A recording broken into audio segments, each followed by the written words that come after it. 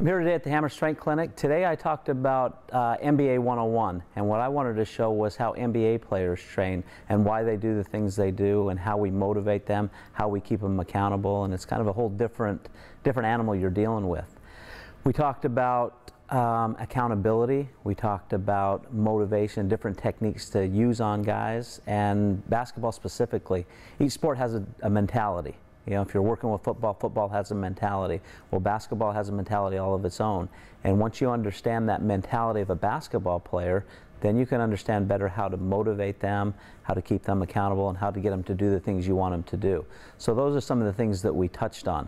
We talked about our in-season program, how we train on practice days, we train on game days, we'll train before practice, before the game, after the game. We talked about how we train on the road, because we all got a lot of challenges on the road, a lot of different facilities, and how you have to be creative on the road with your workouts. The difference in working with NBA players, we don't train at the same facility all the time. We've got a beautiful facility here, but we spend half of our season on the road, so you have to adapt and modify your program to wherever you're at. So I wanted to bring across those points on how you modify those and how you can be creative. Even if you're in a high school setting and you don't have a big budget and you don't have a whole lot of time, these are some different ideas that you can do with your program that can get, you can get a strength training session in with guys. It's not always what you think it is in the NBA. You think you're going to have great facilities, you think that guys are going to want to train, you think that things are going to be a certain way, and they're really not. And I wanted to show coaches that, you know, although it's a lot different from what you see in your setting, you have to be able to adapt to that.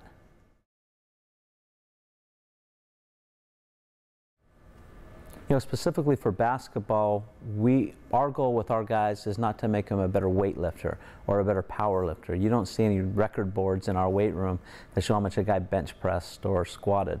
You know, our management, our coaches, our owner don't really care about those type of things. We want to make them into better basketball players. So everything we do in the weight room is about being a better basketball player. So when our guys come in, we try to incorporate a lot of functional type movements for our guys, and everything we do, we want to convince them that it's about making you a better basketball player, whether it's helping you with an injury rehab, helping you increase your performance, or whatever it is, it's all about basketball.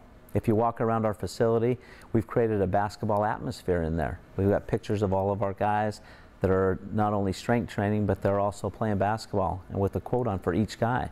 So understanding that mentality, again, you know, plugging into guys and making sure that we're all about making you into a better basketball player is our prime objective with our guys.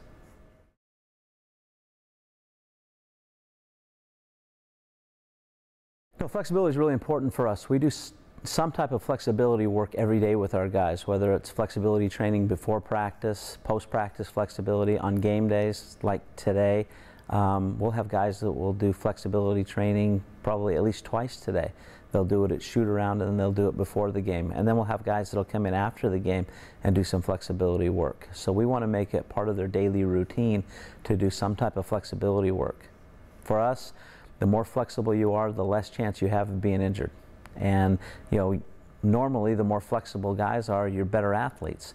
So you know, we're going to make sure that our guys stay accountable in the flexibility department. They're going to do it at least twice a day every time I'm with them.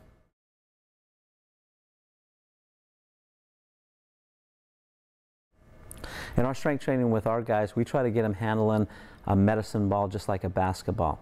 So if we're going through a movement, a pattern, whatever, we're going to have them step and jab and hold that medicine ball just like a basketball. So if they're doing a lunge, for example, we're going to have them step out and jab with the lunge and back up to a basketball position.